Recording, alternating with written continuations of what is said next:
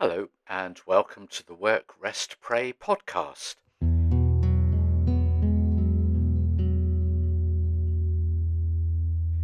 Now, it wouldn't have been Christmas without the headlines of a vicar debunking an aspect of the Santa story. So, spoiler, it's the parent who eats the mince pies and drinks the milk.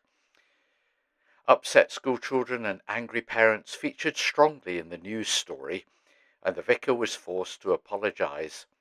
His unwise actions being described by the Church of England as a misjudgment.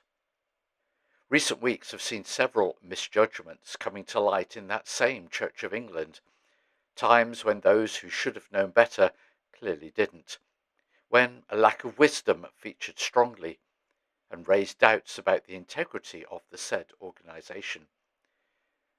At this Epiphany time of January, when we think of the wise men, the three kings, the Magi, following a star in just one aspect of the nativity story, that can also be debunked, but it's unlikely to make news headlines. Nobody probably minds that we don't know how many visitors there were. It's three gifts, of course. Nor that they weren't at the stable when Jesus was born, unless the family stayed there for 2 years. So if we can raise doubts about them, and of course others have questioned the virgin birth itself, is it fair game to debunk the Santa story? Well, not for children at least. They'll work it out for themselves.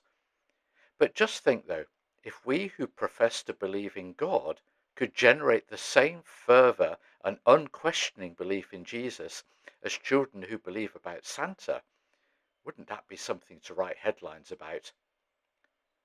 The child longs for the certainty of Father Christmas bringing presents. In the period of Advent and these last 12 days of Christmas, did we long for the certainty of what the Christ child brings? Or are we too all consumed by the story and its trimmings? The unwise vicar raised doubts and uncertainty in the minds of children. So what raises doubts and uncertainty in our minds? And what nurtures wisdom in our faith and way of living? In Robert Harris's novel Conclave, you may have seen the film with Ralph Fiennes, the lead character says, "Our faith is a living thing precisely because it walks hand in hand with doubt. If there was only certainty, and if there was no doubt, there would be no mystery, and therefore no need for faith."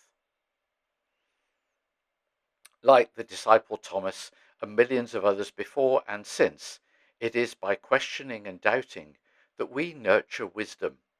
It is by questioning and doubting that we deepen our faith in God, which is beyond all stories.